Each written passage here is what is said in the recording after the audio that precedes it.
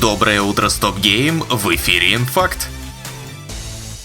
Постапокалиптическая ролевка Atom RPG отдавала дань уважения Fallout. Своей новой же игрой Atom Team хотят вернуть нас во времена Infinity Engine, движка, на котором были созданы первые Baldur's Gate, дилогия Icewind Dale и Planescape Torment. Проект получил название Sword Heaven Iron Conspiracy. Главным действующим лицом выступит одинокий путник, которого судьба занесла в неизведанные земли Новодракония. Он встречает умирающего человека, который доверяет ему загадочный артефакт и впутывает в эпическую историю, где на кону жизни тех, кем дорожит протагонист. Из особенностей выделяют гибкий движок боевки, бесклассовую ролевую систему, кастомизируемый интерфейс, нелинейный мир с разнообразными локациями и уникальными NPC и десятки часов геймплея. С февраля по март будет проходить бета-тестирование, а вот когда состоится релиз, не ясно. Издатель Krafton опубликовал свежий финансовый отчет, в котором нашлось место описанию готовящейся Subnautica 2. Итак, в сиквеле появится мультиплеер. Играть можно будет в кооперативе до 4 человек, но и сингл по-прежнему останется. Кооператива, к слову, Subnautica действительно не хватало. Моддерам пришлось добавить его в первую часть самостоятельно, а сама модификация стала очень даже популярной. Местом действия второй части станет полностью новая чужеземная планета, что в принципе логично, но это единственная деталь о мире, в который мы попадем в сиквеле. Subnautica 2 стартует в раннем доступе в течение 2024-го. Официальный анонс состоится, когда-то состоится. Как много игр из вашей библиотеки в Steam вы ни разу не запускали? Вот у меня таких игр многовато. А по статистике, выведенной из опроса игроков компании Ultra, эта доля доходит даже до 24%, то есть это почти четверть. Опросу подверглось 2000 ПК-игроков в США и Великобритании. Больше половины из них заявили, что продавали бы цифровые копии своих игр, если бы у них была такая возможность. А если бы она действительно была, то большее количество пользователей стало бы покупать игры за full прайс. 75% опрошенных согласились, что современные AAA игры стоят слишком дорого, и лишь 36% игр в библиотеках игроков были куплены без скидок. Такая вот занимательная статистика.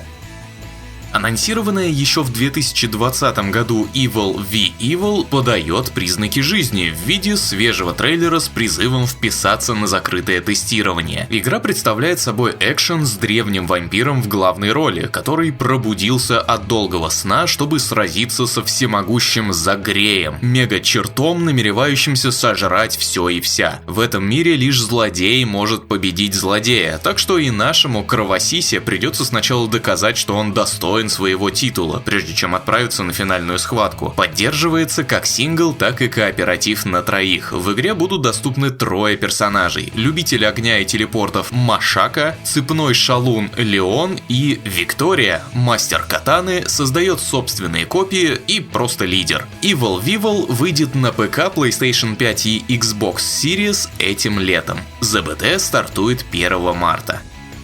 Пока кто-то пытается превратить Elden Ring и Nier в гачу и адаптировать их под мобилочки, издатель Playdigious берет и пуляет на смартфоны те игры, которые идеально подходят для карманного гейминга. Little Nightmares, Streets of Rage 4, Dead Cells, Northgard, Spiritfarer, Cultist Simulator. Теперь к этому списку прибавится и Loop Hero. Это будет полная версия со всем контентом. Обещают обновленный интерфейс, поддержку облачных сохранений, совместимость с геймпадами и оптимизон под 15-й iPhone. Игра выйдет на iOS и Android 30 апреля.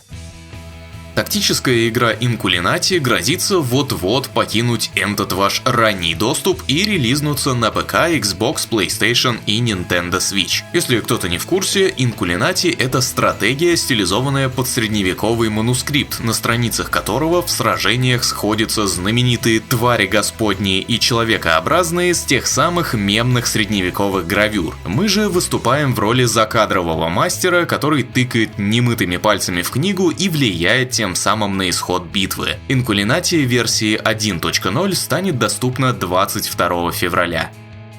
Создатели Rise of the Ronin опубликовали первую главу дневников разработки, в которой поведали о городах и локациях, кое мы сможем посетить. Авторы представили свой взгляд на Йокогаму, Эдо, он же Токио, и Киото. Каждый из них разделен на районы со своей историей. К посещению будут доступны консульства США, поселения иностранных солдат, местный Чайнатаун с характерной архитектурой и храмами, императорский дворец и, естественно, бордели. В открытом мире нам будут попадаться знамена, аналогичные тем, что были в недавней Вулонг, предыдущей игре студии. Они также восстанавливают припасы и служат точками быстрого перехода. Во время путешествий будут встречаться торговцы и фермеры, предлагающие небольшие побочные квесты, а помимо этого с героем могут приключаться всевозможные случайные события, которые не будут повторяться. Среди побочных активностей называют тренировочные бои в додзё, верховую стрельбу из лука, артиллерийские стрельбы и даже коллекционирование кошек. Релиз Rise of the Ronin состоится уже 22 марта эксклюзивно на PlayStation 5.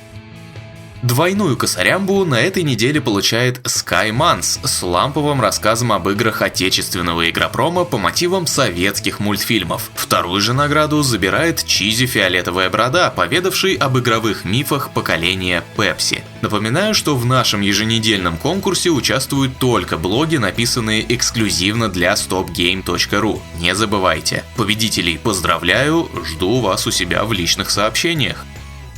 Команда Artisan Studios анонсировала JRPG под названием Lost Helden, главной темой которой станут поиски себя. Игроки возьмут под контроль 8 героев, с помощью которых будут одолевать врагов мира Эра и исследовать рисованные от руки локации. Проект также обещает добротное музыкальное сопровождение, ведь саундтрек для Lost Helden пишет Хитоси Сакамото, композитор Final Fantasy XII, Valkyria Chronicles и прочих известных игр. За иллюстрации и дизайн героев отвечает Такэси Ога, ранее приложивший руку к Gravity Rush и Siren. В игре используется технология глубокого 2D, благодаря которой трехмерные персонажи могут взаимодействовать с плоскими фонами, которые были нарисованы вручную кистью и красками. Lost Helden выйдет на ПК, PlayStation 4 и 5, Xbox Series и Nintendo Switch в 2025 году, без перевода на русский. Blizzard выкатила обзорный трейлер следующего сезона Overwatch 2, в котором пробежалась по основным новшествам главы. Так вот, соревновательный режим полностью переработают. Ранги игроков будут сброшены, появится наивысший ранг чемпион, а прогресс позволят отслеживать после каждого матча. Завезут кооперативное событие Cosmic Crisis с лавкрафтовским монстром. В новом сезоне наказания для ливеров распространятся на старый режим таинственные герои и новый мастерство героя испытания, в котором 3 игрокам необходимо защищать башню от волн противников. В 9 главе можно будет зарабатывать нефритовые скины для оружия или выбивать облики монстров из боевого пропуска. А судя по мелодии в конце ролика, игроков ожидает коллаба с ковбоем Бибопом. Новый сезон Overwatch 2 стартует 13 февраля. И с новостями у меня все. Забегайте на наш сайт, там енот-крусадер запилил для вас свежую нарезку пригорания, а Ян Грибович намеревается устроить смотр демоверсий очередного фестиваля в Steam на стриме сегодня вечером. Не пропустите. Вкусного чайку и сдобных вам выходных.